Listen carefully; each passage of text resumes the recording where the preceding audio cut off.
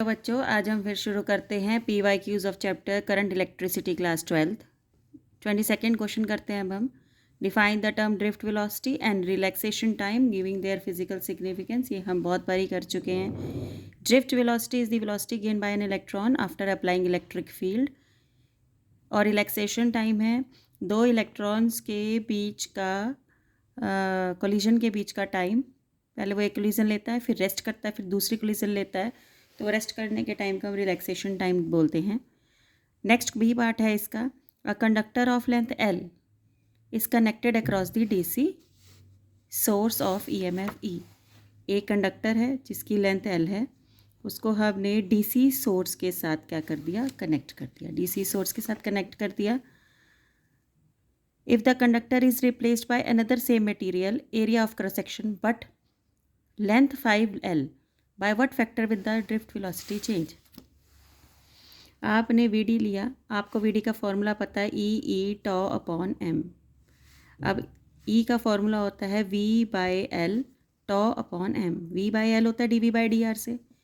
अब उसने बोला है कि लेंथ को हमने 5 टाइम्स कर दिया। अगर आप लेंथ को 5 टाइम्स करते हो तो L की जगह क्या आ जाएगा, 5L आ जाएगा, और नई ड्रिफ्ट वेलोसिटी VD डैश बन जाएगी। यहाँ पर 1/5 जो है वो एक्स्ट्रा है, EV टॉ अपॉन LM। इसका मतलब है जो ड्रिफ्ट वेलोसिटी हो गई वो 1/5 टाइम्स हो गई the original drift velocity, 1/5 times हो गई। तो ये हमारा क्वेश्चन था। ठीक है, सेकंड को अगला क्वेश्चन है 23rd।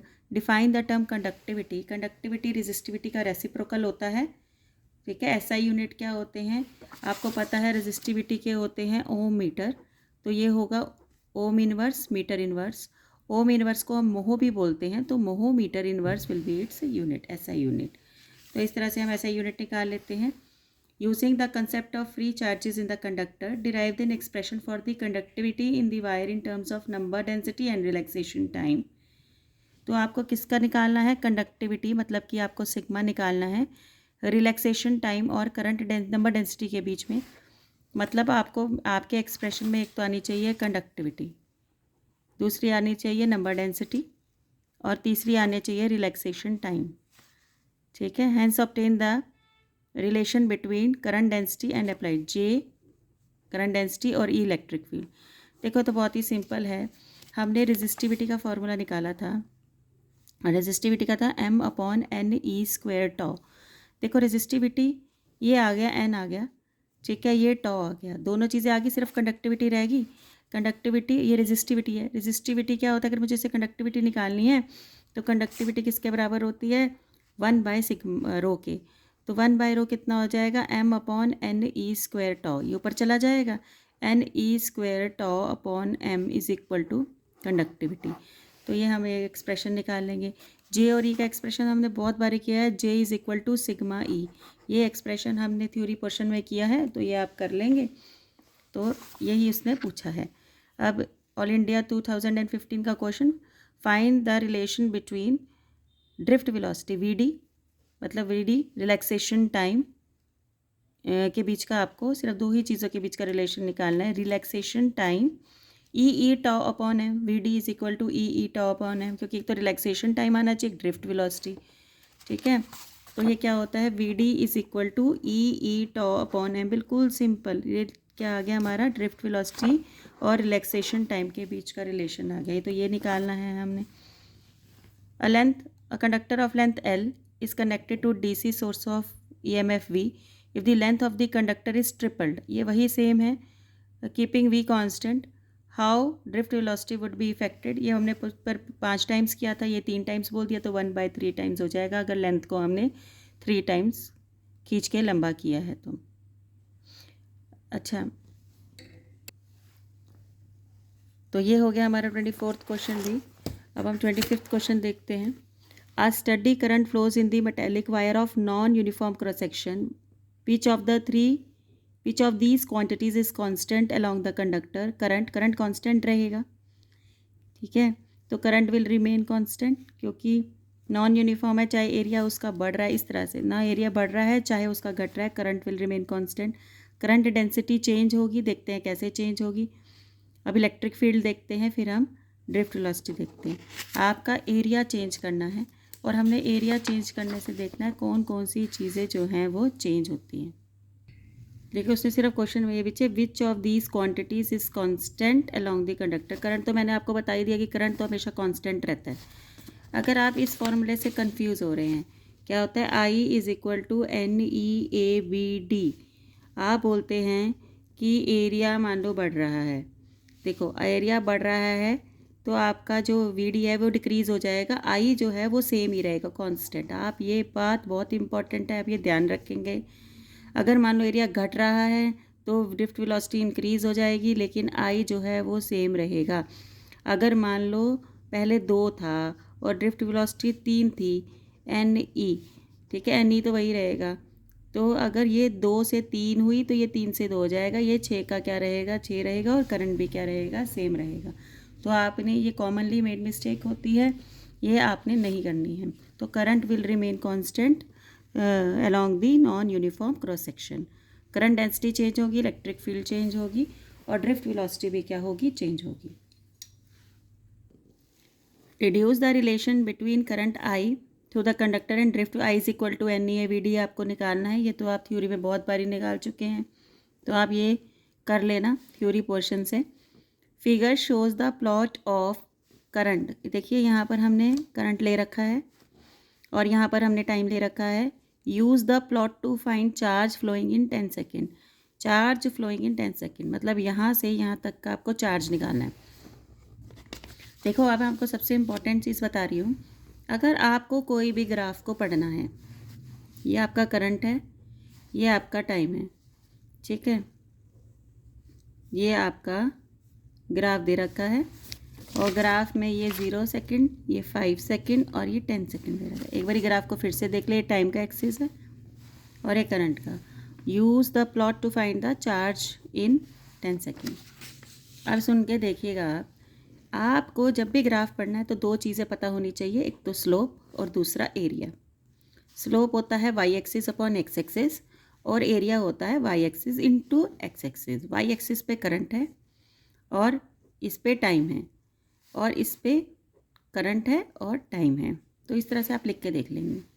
तो मुझे निकालना क्या है, मुझे चार्ज निकालना है। अब चार्ज का फॉर्मूला क्या होता है, देखो करंट का फॉर्मूला होता है चार्ज अपॉन टाइम। तो चार्ज का फॉर्मूला क्या होता है, करंट इनटू टाइम, और करंट इनटू टाइम हमें स्लोप से नहीं मिल रहा है, स्लोप से हमें करंट अपॉन टाइम मिल रहा है, हमें एरिया से मिल रहा है करंट इनटू टाइम। तो आप इस ग्राफ का एरिया निकालेंगे। ये आपको ट्राइंगल दिख रहा है, half into base into height करेंगे, ठीक है, ये ट्राइंगल का एरिया निकल जाएगा। फिर ये रेक्टेंगल है, फिर इस रेक्टेंगल का एरिया निकालेंगे, लेंथ इंटू ब्रेथ।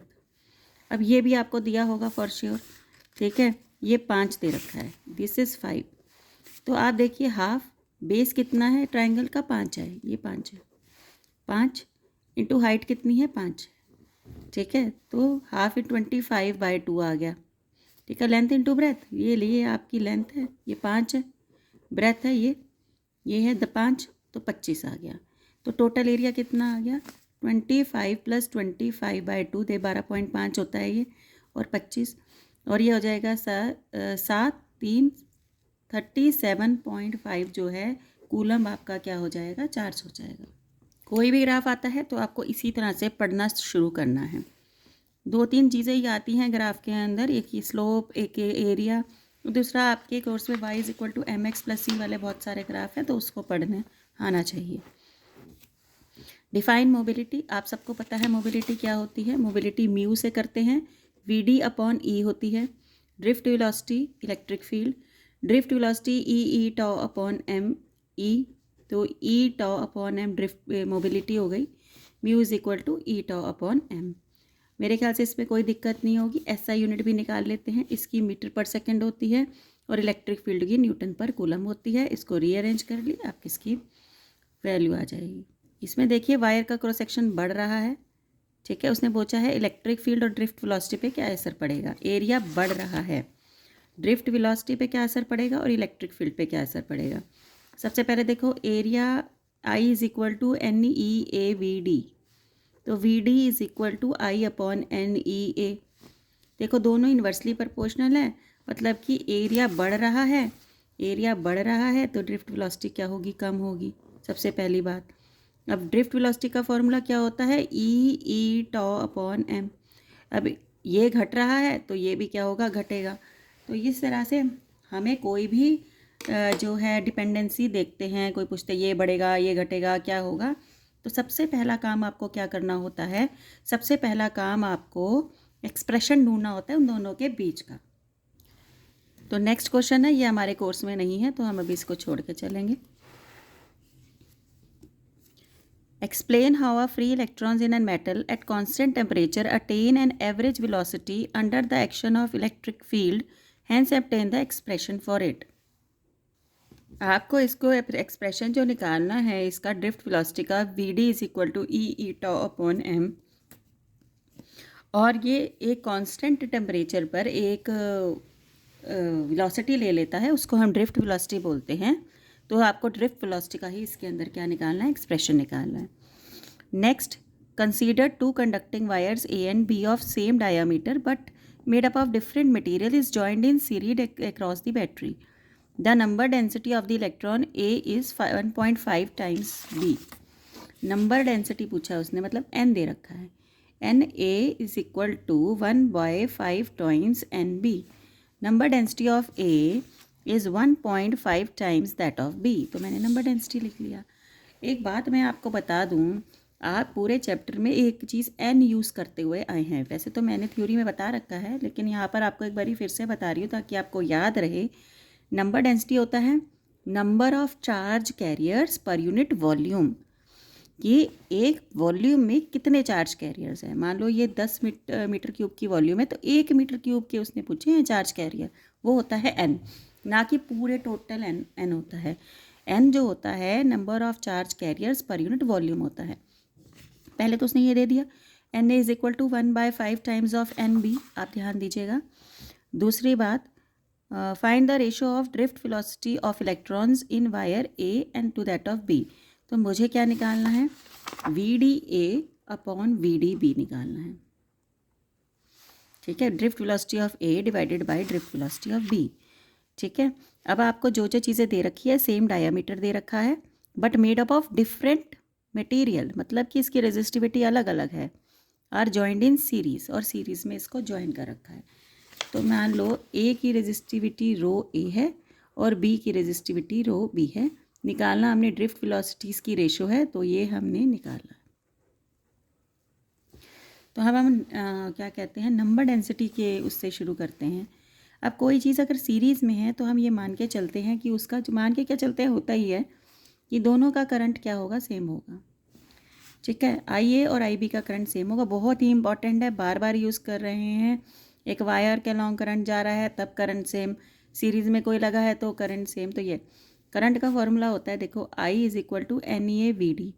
तो आई का फॉर्मूला है N A e A v D A, n B e A v D B. तो ये है, डायामीटर उसने सेम बताया है तो एरिया तो सेम होगा, ये कैंसिल कर दो। Charge on an electron will be the same.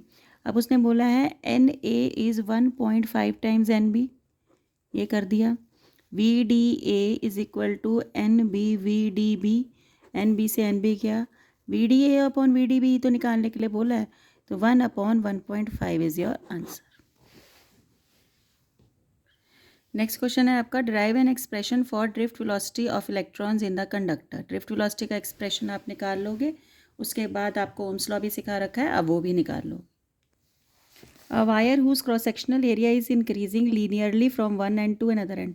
देखिए, आप अगर ये ध्यान से देखेंगे बात, ये बार बार आपसे क्वेश्चन आ रहा है कि एरिया इंक्रीज़ हो रहा है, एरिया डिक्रीज़ हो रहा है। तो आप इस पर ज़रा ध्यान से कंसंट्रेट करेंगे। जब एरिया इंक्रीज़ होता है, एरिया डिक्रीज़ होता है, करंट सेम रहता है। एरिया इंक्रीज़ होता है, एरिया डिक्रीज़ रहता है, करंट सेम रहता है। तो उसने क्वेश्चन भी यही पूछा है, which of the following quantities remains constant, current remains constant. क्यों, मैंने इसको जस्टिफिकेशन आपको लास्ट क्वेश्चन में बताई थी। I is equal to n e A v d. तो आप बोलेंगे एरिया तो इंक्रीज़ कर रहा है, मैं बोलूँगी एरिया के साथ साथ ड्रिफ्ट वेलोसिटी डिक्रीज़ कर रही है, तो इसको कंपनसेट कर लेता है और करंट सेम रहता है। तो आपको ये ध्यान रखना है, फॉर्मूले से आप नहीं निकाल सकते देख के, क्योंकि वहाँ पर आई डायरेक्टली प्रोपोर्शनल टू ए लग रहा है, तो आप बोलेंगे एरिया बढ़ा तो एक करंट बढ़ गया। ऐसे नहीं करना है, एरिया सेम रहता है जब वो सीधा सीधा चलता है। तो ड्रिफ्ट वेलोसिटी डिफाइन कर दी हमने, बहुत बारी कर दी। और रिलैक्सेशन टाइम और इसका भी हमने, करंट डेंसिटी का भी हमने J is equal to sigma E करके ई की वैल्यू डाल के हमने ये निकाल दिया ड्रिफ्ट करंट डेंसिटी का। तो ये भी आपने कर लिया। अब है लिमिटेशंस ऑफ ओम्स लॉ।